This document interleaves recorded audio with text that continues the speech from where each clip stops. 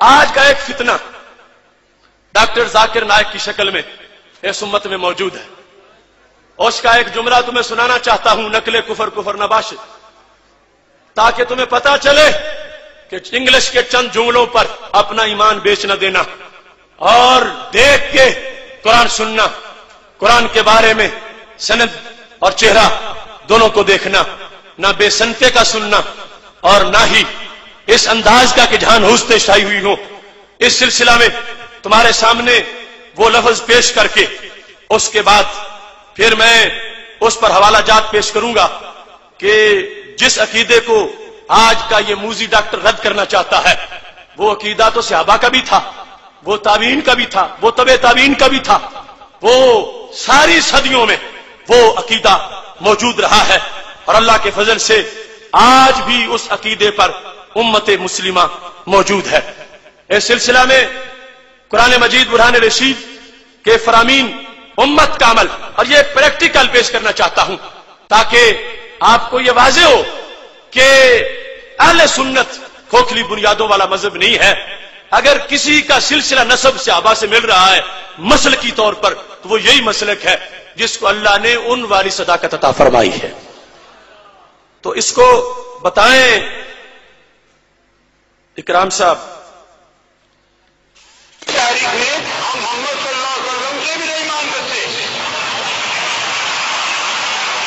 باقی لوگ کو تو چھوڑو، سنت اور باقی بابا لوگ کو چھوڑو، محمد صلی اللہ علیہ وسلم کو بھی ماننا ہمارے لیے حرام ہے. آج کی تاریخ میں ہم محمد صلی اللہ علیہ وسلم سے بھی نہیں مان سکتے. باقی لوگ کو تو چھوڑو، سنت اور باقی بابا لوگ کو چھوڑو، محمد صلی اللہ علیہ وسلم کو بھی ماننا ہمارے لیے حرام ہے. معاذ اللہ. اب یہ جملہ جو وہ بول رہا ہے، بک بک کر رہا ہے، آج کی تاریخ میں محمد الرسول اللہ صلی اللہ علیہ وسلم سے مانگنا جائز نہیں، مانگنا حرام ہے. معاذ اللہ. اور کہتا ہے جب ان سے مانگنا حرام ہے تو ولیوں سے مانگنا تو بالکل جائز نہیں ہے. یہ بات جو اپنی جگہ غلط ہے وہ غلط ہے. اب اس میں آواز نہیں صحیح آ رہی. جب اس نے یہ جملہ بولا نا حرام ہے تو پورے مجمع نے تالیاں بجائی ہیں. معاذ اللہ. آخر یہ انداز کس نے سمجھایا؟ کوئی مومن اس انداز میں تالی بجا سکتا؟ یہ یہودیوں کا اجتماع تھا، عیسائیوں کا اجتماع تھا، اور یہودیوں عیسائیوں کے ایجنٹوں کا اجتماع تھا کہ جس کے اندر یعنی اتنی گستاخی کی جا رہی ہے اور آگے سے تالیاں بجا کے داد دی جا رہی ہے.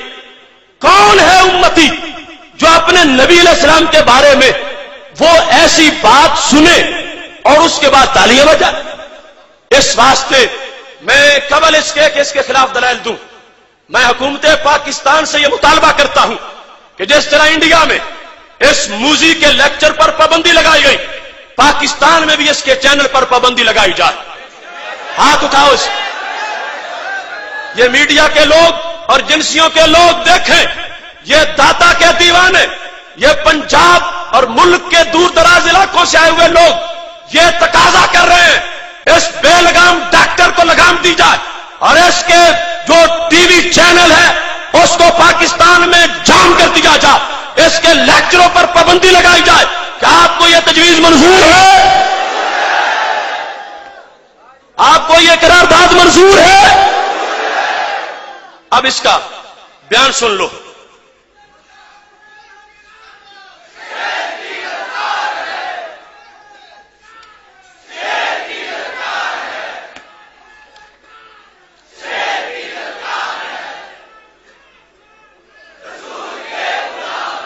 سنو اب یہ حدیث شریف میں آپ کے سامنے پیش کر رہا ہوں، مصنف ابن ابی شیبہ میں موجود ہے.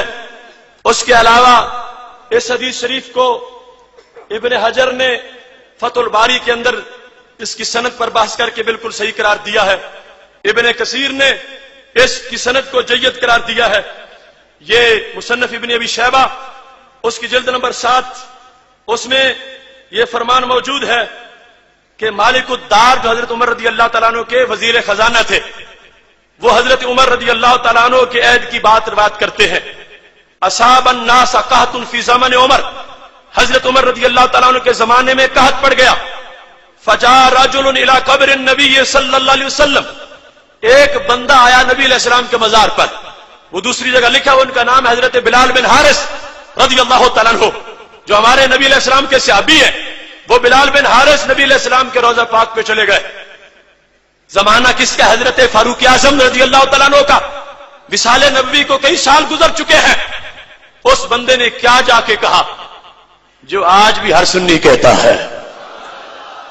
فقال یا رسول اللہ، یا رسول اللہ، یا رسول اللہ.